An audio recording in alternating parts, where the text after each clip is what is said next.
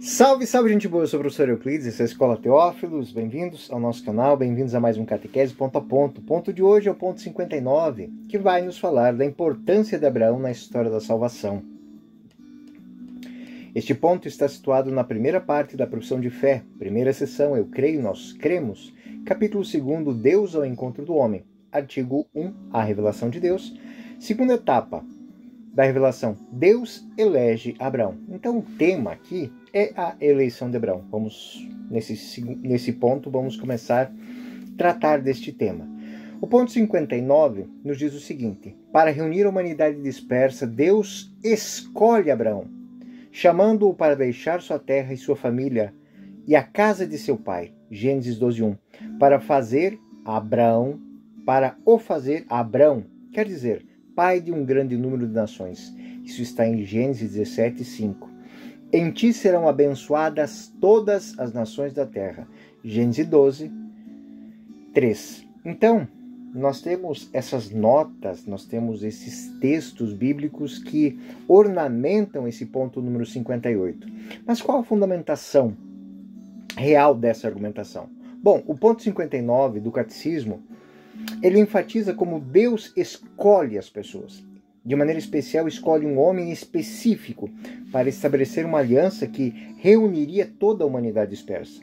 Então, de uma maneira muito importante, este ponto 59 ele é muito importante para o trabalho da vocação cristã, da vocação humana. Ou seja, cada pessoa porta dentro de si uma vocação. E essa vocação específica é uma escolha fundamental de Deus. Deus escolhe uma pessoa. Ela tem um propósito, ela tem um chamado.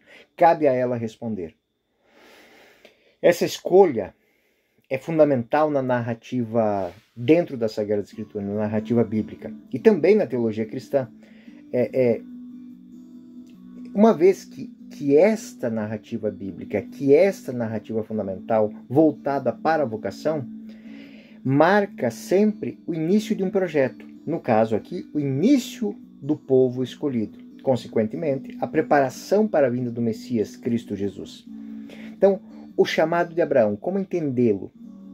Bom, a passagem de Gênesis 12:1-3 vai relatar especificamente o chamado de Deus a Abraão, que mais tarde se tornará Abraão. Então, é uma mudança de nome. O chamado ele requer uma mudança.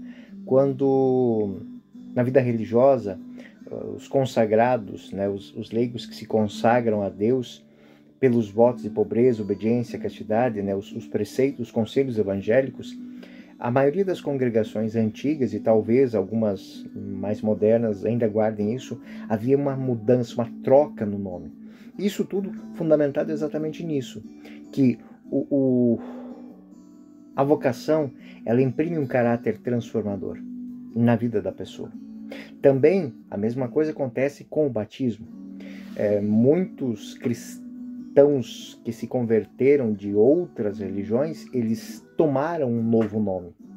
Então, esse novo ordenamento de vida, esse novo chamado de vida é uma metanoia, é uma conversão. Isso é muito importante, é um ponto muito bom para os catequistas, para os senhores catequistas, trabalharem com seus catequizandos. Eu digo que cada item, cada número do Catecismo da Igreja Católica, quando a gente vai abrindo ele assim, ele se torna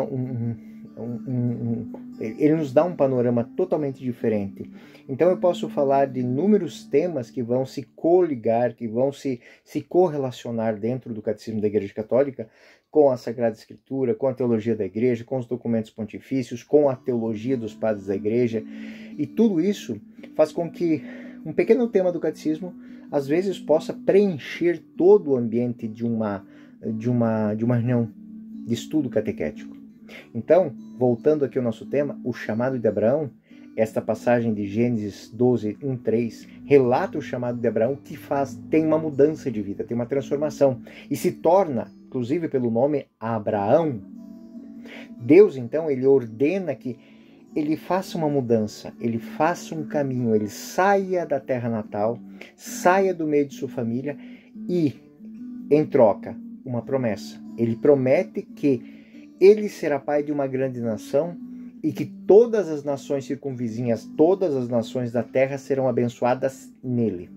Então, é um projeto de transformação. A minha mudança de vida, a minha história pode mudar a história da humanidade. Olha que rico isso, gente.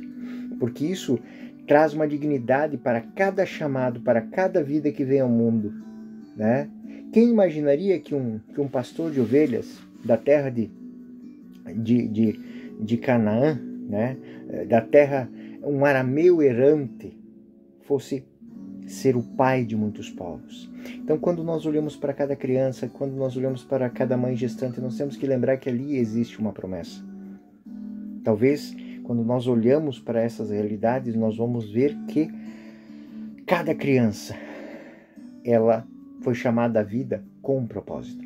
Então, Deus disse a Abraão: sai da tua terra, da tua parentela, da tua casa, da casa do teu pai, e vai para a terra que eu te mostrarei. Farei de ti uma grande nação e te abençoarei. Tornarei famoso o teu nome e tu serás uma bênção. Abençoarei os que te abençoarem, amaldiçoarei os que te amaldiçoarem, e em ti serão abençoadas todas as nações, todas as famílias da terra. Gênesis 12, 1, 3. Essa promessa central para toda a teologia do Antigo Testamento. São as religiões abraâmicas, judaísmo, cristianismo e islamismo, que têm a fundamentação. Então, só aí nós podemos ver o tamanho dessa resposta, o tamanho desse chamado. Então, aqui é uma introdução à ideia de um plano divino que se estende a todas as ações. Eu não vim chamar um povo, eu não vim salvar um povo, eu não vim coordenar a vida de um povo, eu vim transformar o mundo. Eu vim inserir no meio de vocês a bênção, a santidade e arrancar daqui a maldição. Aliança de Deus com Abraão. Esse conceito de aliança é algo muito bonito, muito interessante, e ele é crucial para entender a relação de Deus com o povo escolhido. Mas também é muito importante para entender a relação de Deus conosco, já que somos herdeiros da aliança. A aliança feita com Abraão é vista como um marco histórico da salvação, onde Deus ele vai se comprometer a ser o Deus do seu povo. Então, eu serei o vosso Deus, vós sereis o meu povo. Disse Deus: quanto a mim, eis minha aliança contigo. Tu serás pai de muitas nações.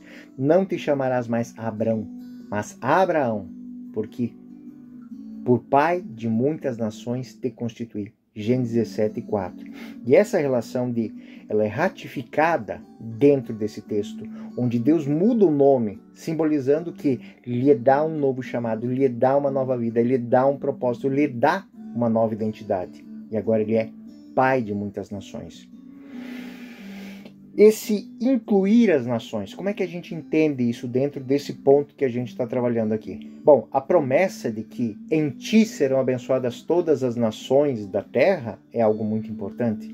É uma antecipação da missão universal da igreja, do evangelho. Ide a todos os povos, fazei discípulos meus. Isso é que está no evangelho. O apóstolo Paulo, em Gálatas 3:8, ele reflete sobre essa promessa, afirmando que o evangelho já foi anunciado a Abraão. A Escritura, prevendo que Deus justificaria os gentios pela fé, anunciou de antemão o evangelho a Abraão, dizendo: em ti serão abençoadas todas as nações. Então não há uma quebra, não há uma ruptura, há uma continuidade da mesma promessa, a promessa de salvação. E é nessa perspectiva que foi reforçada pelo Concílio Vaticano II, que sublinha que existe uma universalidade da salvação em Cristo, e que vai se realizar e que se realiza plenamente através da igreja. Onde está um cristão, ali está Cristo e sua igreja. Quando nós olhamos do ponto de vista dos teólogos, dos filósofos, nós vamos entender que eles discutem muito a importância da fé de Abraão, das obras de Abraão, dos feitos de Abraão, destacando a sua disposição em deixar tudo para seguir a vontade de Deus. Santo Agostinho trabalha isso dentro das Confissões, no livro 10. São Tomás, por sua vez, na Suma Teológica, no livro 2, na questão número 1, ele vai falar que Abraão é um exemplo da confiança em Deus e da confiança nas promessas de Deus. Qual que é a relevância dessa escolha de Abraão na teologia cristã e como isso repercute na nossa vida? Bom, a escolha de Abraão em vista de um sinal, como um sinal da graça divina que manifesta a história da salvação, nós podemos pegar o próprio Papa Francisco na Evangelii Gaudium, que é um documento novo. A igreja existe para evangelizar. Então, a missão que foi dada a Abraão, a missão que foi dada a todo cristão, sacerdote, rei, profeta, ela se perpetua. Enfim, se a gente pudesse sintetizar esse número 59, que eu acho extremamente rico para o nosso dia a dia enquanto catequistas, enquanto teólogos, o item 59 do Catecismo da Igreja Católica, ele apresenta Abraão como uma figura central da revelação de Deus, cuja o chamado, a promessa, estabelecem as bases para a relação entre Deus e a humanidade. Através da fé de Abraão, através da sua fé, da aliança que fez com Deus, é expandida para incluir todas as nações, culminando na missão universal da igreja. Isso é muito importante para a gente entender, isso é muito importante para a gente tomar. Então, em suma, eu posso dizer que, senhores catequistas, teólogos, o item 59, se bem refletido, se bem estudado, é uma joia nas mãos do evangelizador ao tratar desses temas, chamado vocação, propósito, resposta, repercussão de vida. Até mesmo em temas muito atuais, como a defesa da vida dos nascituros, daqueles que estão no ventre de suas mães, das gestantes, O que é uma vida? Qual a bênção incutida nela? Porque cada vida que vem ao mundo é um chamado.